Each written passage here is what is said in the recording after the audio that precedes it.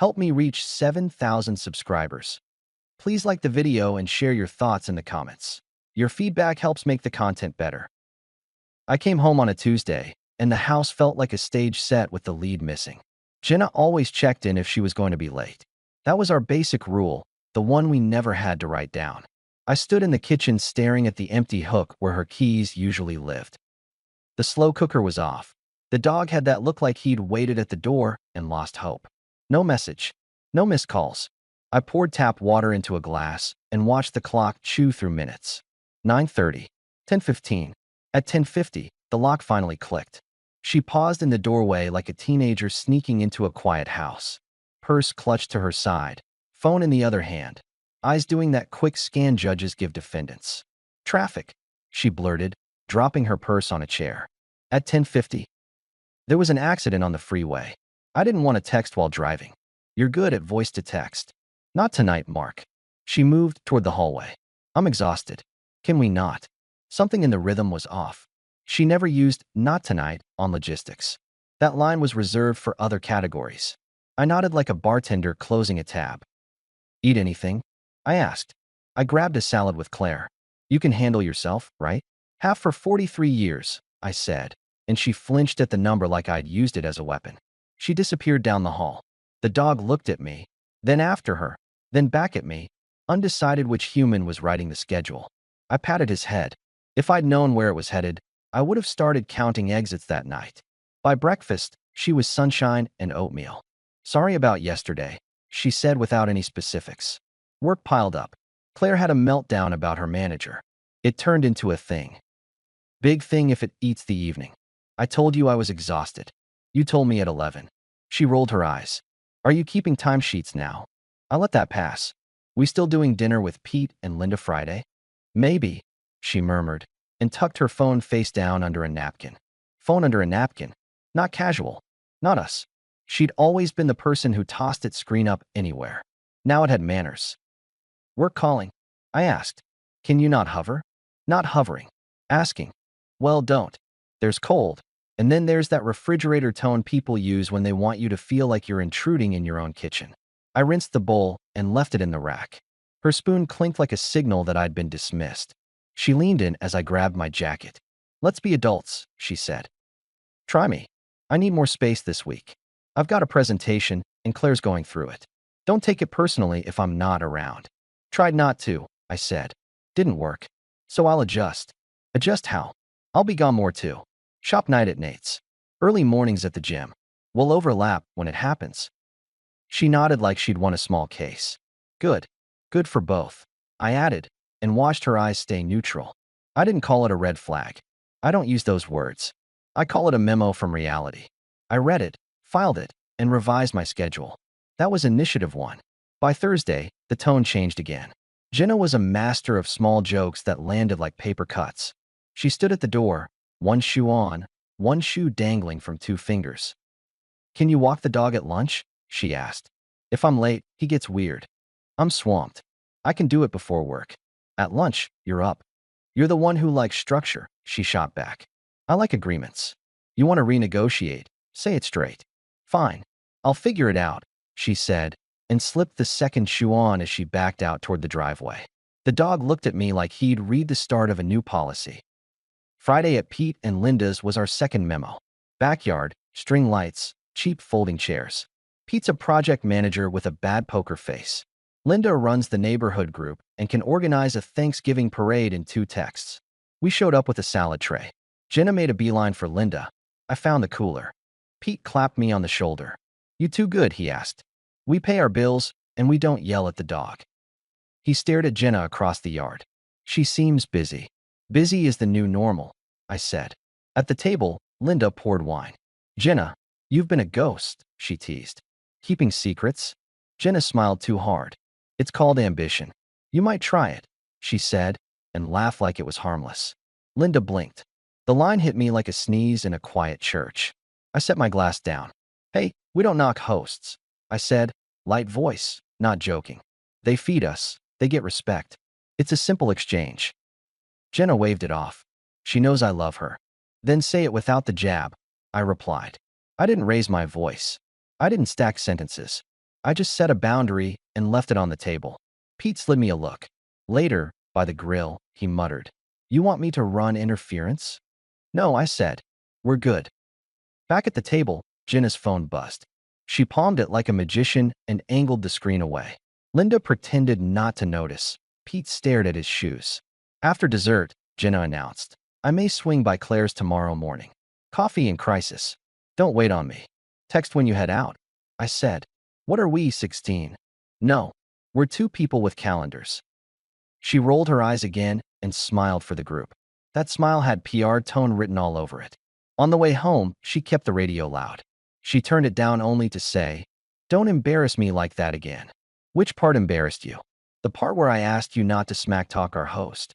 Or the part where I'm supposed to guess your schedule?" "You micromanage.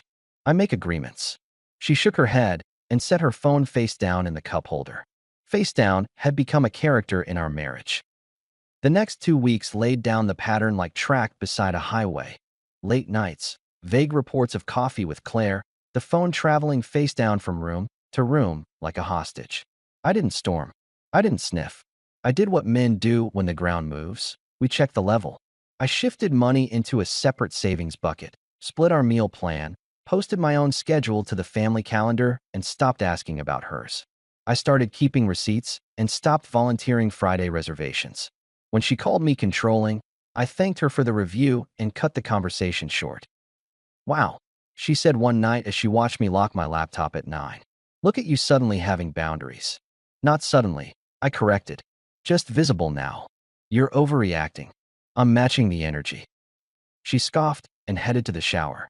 The dog followed her, and 10 seconds later trotted back like he'd chosen the room with fewer arguments.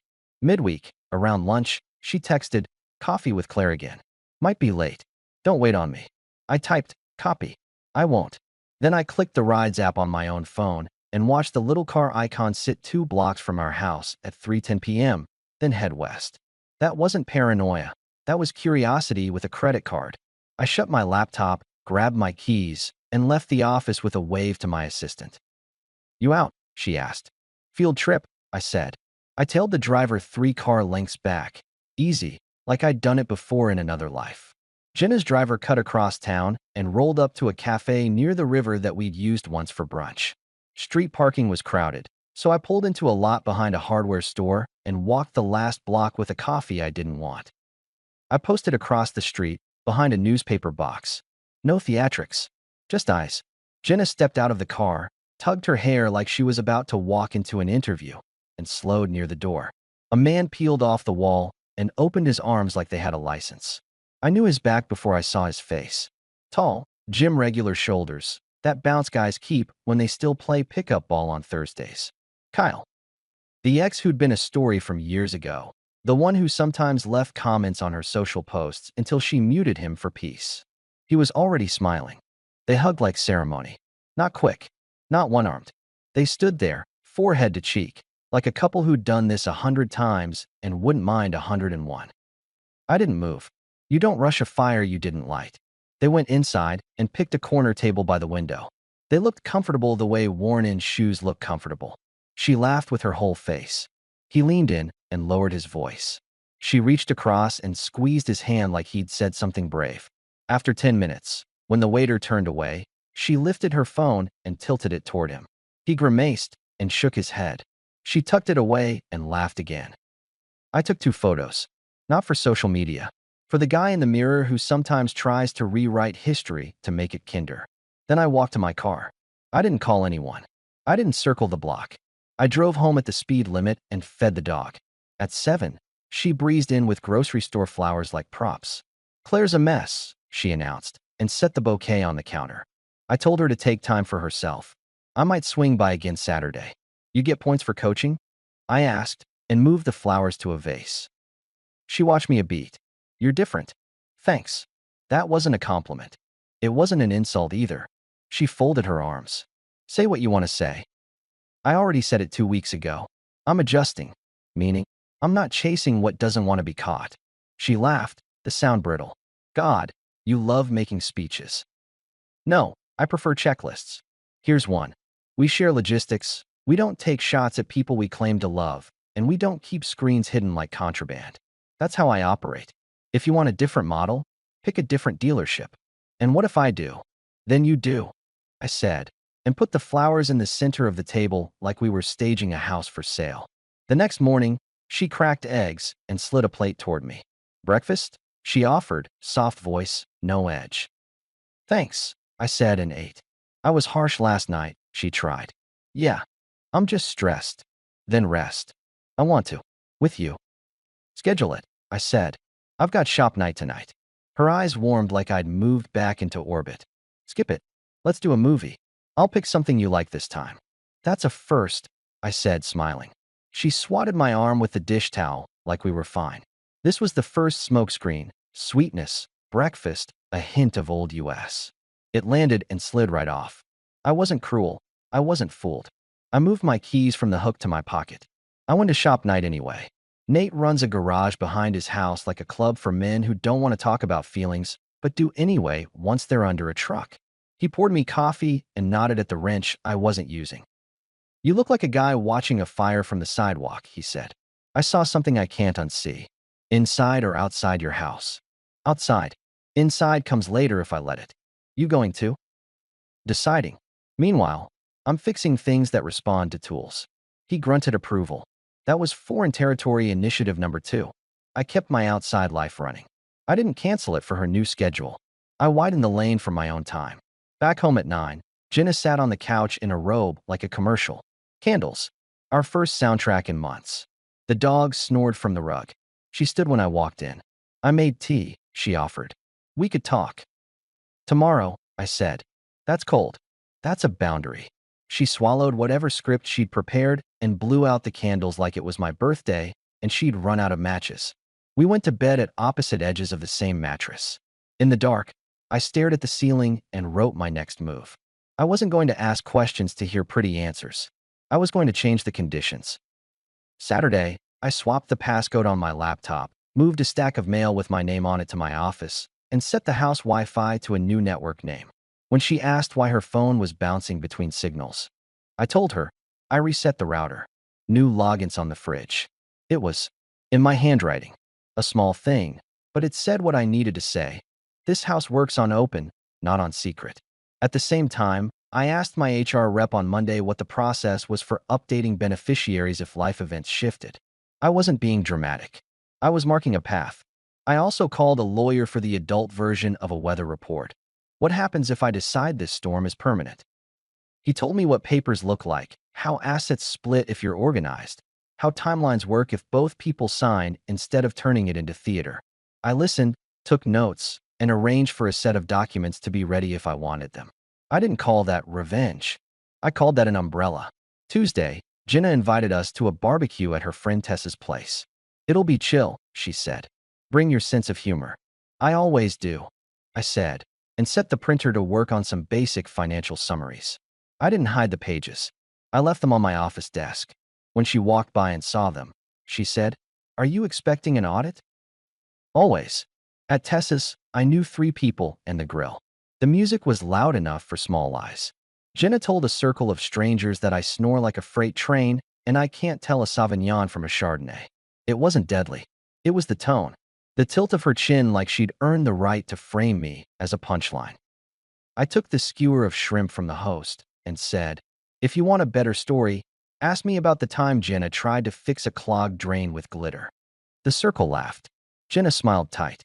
I didn't embarrass her. I equalized the field. Afterward, I found her near the cooler. "Don't do that," she whispered. "Don't tee me up," I replied. "You're so literal." "I'm practical." "Fine. We're leaving." "In 10, I said and stayed put. She drove home quiet. At a stoplight, she muttered, "You've changed." "Yep. I hate it." "I know," I said, "and I'm still doing it." She slammed the cabinet door when we got in like punctuation, then disappeared into the shower. I poured water for myself and stroked the dog's ears until his breathing evened. I was done asking for respectful tone. I was installing it. 2 days later, Jenna pulled her second soft trick. She texted, misspelled, and called me by the nickname she used when she wanted something. "Dinner tonight?" "My treat. That place by the river." "Can't," I replied. "Working late." I miss you, she sent back. You miss control. I typed, then erased it. I wrote, we'll sync on Sunday. I'm booked. She responded with a heart. It was a sticker placed on a cracked window. Sunday came, and I used the morning to move a few things into the guest room. Not dramatic. 2 sets of gym clothes, some books, my laptop dock. I stripped our calendar of joint errands that I usually handled without a word. I left a note on the fridge. Starting this week, we handle our own laundry and meals. I'm available for plans we both agree to in advance. Not a threat. Not a speech. A new policy. Jenna read it and laughed. You're ridiculous. You'll enjoy the peace. You really think being roommates is going to fix this? It's not to fix it. It's to stop bleeding while we decide if the limb stays or goes. Charming metaphor, doctor. Plain English, I said, and carried my sneakers down the hall. She came to the guest room doorway with her arms crossed. If you want to leave, leave. You first, I said without heat. Her eyes flashed. You wish. No, I don't wish. I plan. She didn't like that verb. She left me the silence like a parting gift. For a week, she alternated between clipped orders and chilly indifference.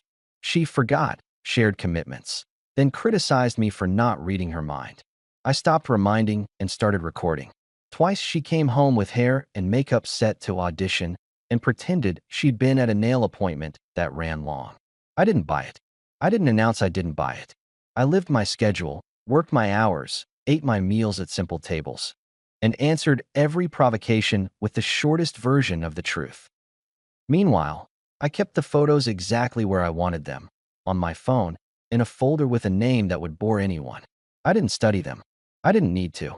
The human brain is good at reruns. Mine didn't deserve them.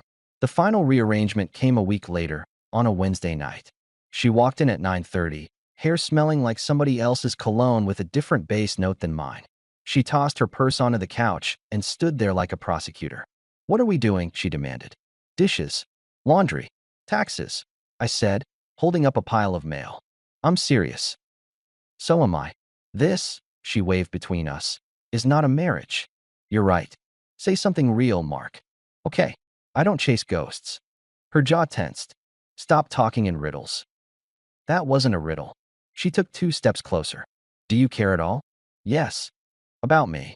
About respect. You think I don't respect you.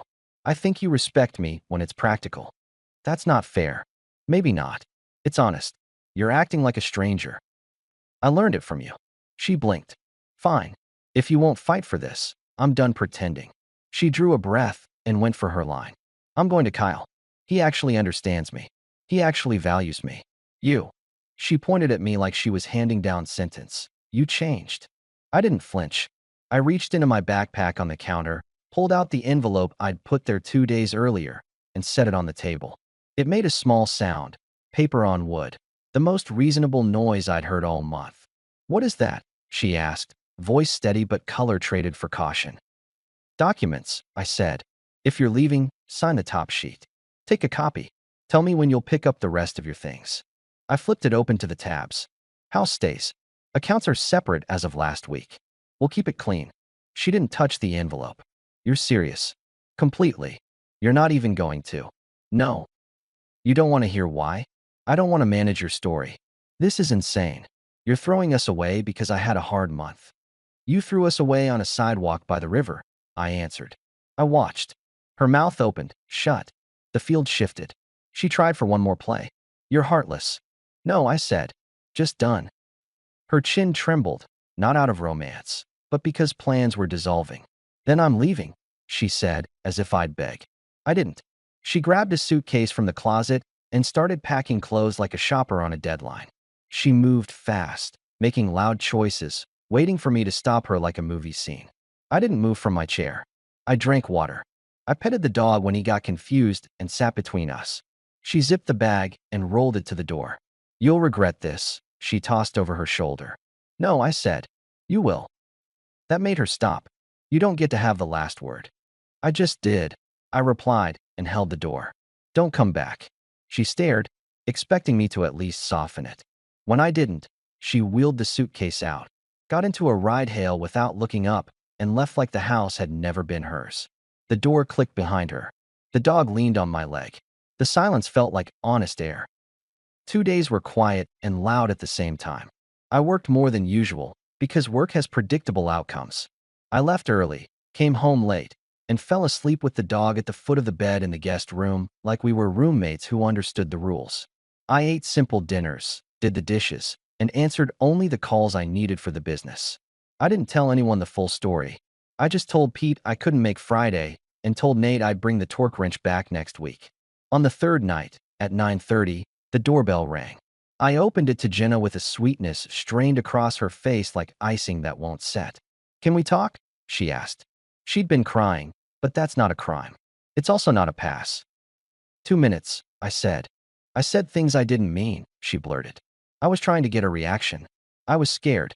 I don't want to throw us away. I panicked. You didn't panic by the river. She flinched. I ran into him. It wasn't. I held up my phone and tapped the 3 thumbnails. She went quiet. I set the phone face up on the entry table. No speeches, just facts. You don't want me, I said. You want comfort. You want an option. He didn't take you, did he? Mark, he didn't take you, I repeated. And this, I tilted my head toward the hallway, meaning our life, looks better than a sublet. That's not love. That's logistics. That's not fair. It's accurate. I made a mistake. You made a habit. I'm not here for it. She stepped closer, reaching like she could remake the shape of the conversation. We can fix this. No, I said. We can end it clean. Please. You'll find your way, I replied. Just not through this door. I picked up my phone, tapped the screen off, and held the edge of the door with my hand. Don't come back, Jenna. She stared like she was recalculating a route and kept getting the same error. Then the tears got louder. She covered her face with both hands. Not grief, not love, but stunned disappointment that the old tricks didn't work on the new rules. She tried one more line. Do you really hate me that much? I don't hate you, I answered. I respect myself. I closed the door. It clicked once. I slid the deadbolt, not for drama, for sleep. The next morning, I sent the documents to the address she'd used in her last email. I included a short note. I'll be home Saturday at noon if you want to pick up your boxes. If not, I'll have them delivered to your new place. I didn't add threats, flowers, or memories. Just the plan. Saturday at noon, she didn't show. Monday, the signed copy arrived in my email without a message, just signatures in digital ink that looked like they belonged to 2 strangers.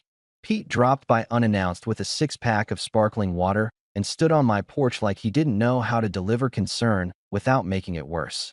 You good? He asked. I'm better, I said. You sure? I've been worse. He nodded. Linda told me to keep my opinions to myself. She's wise. You want to talk? Not yet. You want me to help move boxes? Saturday, I said. 11. We moved the last of Jenna's things to the garage. I labeled them by room and didn't open a single one. Nate showed up with a dolly and a deadpan. You want me to make jokes or shut up? He asked. Split the difference, I said. He grunted, and that was perfect. The house got quiet in a new way. Not as in lonely, as in clear. I changed the locks because that's what you do, not because I was scared. I canceled streaming bundles we never watched. I trimmed subscriptions. I kept the dog on our routine. I slept in the master again on a Wednesday and realized the sheets still smelled like detergent and nothing else. Jenna texted twice across the next month. The first time she wrote, I miss you. The second time she wrote, coffee? I didn't answer. I blocked the number. Her emails came from another address with one-liners. Can we talk? I archived them without opening. There's a difference between being cold and being finished. I wasn't cold. I was done.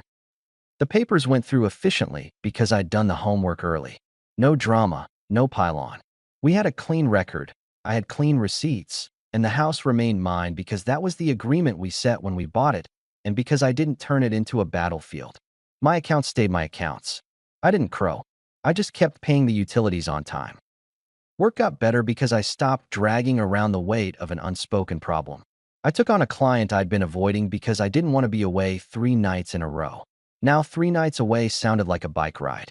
I said yes. I brought in a project 2 weeks early and split the bonus with my team. I bought myself a used truck I'd wanted for 5 years and installed a decent tool chest instead of the mess I'd tolerated. Nate approved. That's high praise in our circle. I didn't become a monk.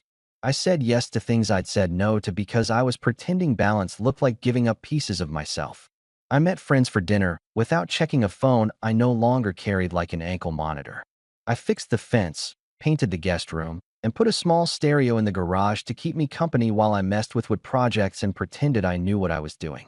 The dog seemed to like the music. A month later, Linda waved me over at the grocery store. "You look lighter," she said. "I got rid of a backpack full of rocks," I answered. "I heard she moved across town. I don't track it." She's been asking around. About me? About what went wrong. She tells people you changed. I did, I said, and put a carton of eggs in the cart. That was the point. On a Saturday morning, I went for coffee and ran into Claire, the real Claire, the one Jenna used as a flag the day she met him by the river. Claire gave me a look that didn't know which side to land on. "You okay?" she asked. "I'm excellent," I said, not ironic. "She told me you were cold." I told her I was done. She stared at her cup.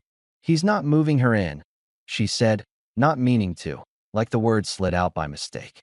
"That's a shame for him," I said. "He misses out on the joy of having his Wi-Fi renamed 3 times a week." She snorted. "You're not angry?" "I used it up," I said and sipped. "Now I'm busy." I didn't wish her harm. I didn't wish her luck. I wished myself some quiet mornings and a few evenings where the only agenda was finishing a project and seasoning a steak without a debate about the spice palette. I started running again. I said yes to a weekend trip with friends to a small lake where we caught nothing and lied about catching everything. I stopped trying to fix things that denied being broken. A few months went by. I met someone at a Saturday volunteer event who asked me how I take my coffee and didn't correct my answer. We didn't rush. We didn't label. We talked like adults who've read the manual on themselves. When she missed a call, she texted, "Hey, got tied up, call you at 6, and then called at 6. Radical, I know. We go slow. That's not a cliffhanger. It's a reflection that I still trust the part of me that reads memos and acts accordingly. The last message Jenna sent arrived from a number I didn't recognize, a sentence built to hook. I made mistakes, but we had something real. I didn't reply. I didn't need to. She knows exactly where I drew the line. She learned it in a kitchen where paper scraped on wood and the old game ended on time. People ask me if I regret anything. Sure. I regret the hours I spent trying to bargain with a scoreboard. I regret not installing certain boundaries sooner. But regrets are just receipts. You look at the total, you decide if you'll ever shop there again, and you move on. My life now is simple. The mortgage gets paid. The dog gets walked. The truck starts. I put real effort into the people who earn it. I answer calls from my friends. I give my time to work that pays and hobbies that don't. I cook better than I used to. I sleep better than I did. I have a key rack with one set of keys on it and no mysteries. The thing about respect is you can't outsource it. You teach people how to treat you by what you let slide. I let too much slide for a while because I wanted a story to be true. When the story wrote itself differently, I didn't edit it. I walked out of the theater. No stomping. No speech. Just the door closing with one sentence that mattered. Don't come back. I'll be happy to have you back, dear viewer. Subscribe so we don't lose touch, and your like really helps us a lot. We'd also love to hear your thoughts about this story in the comments. Thanks for watching.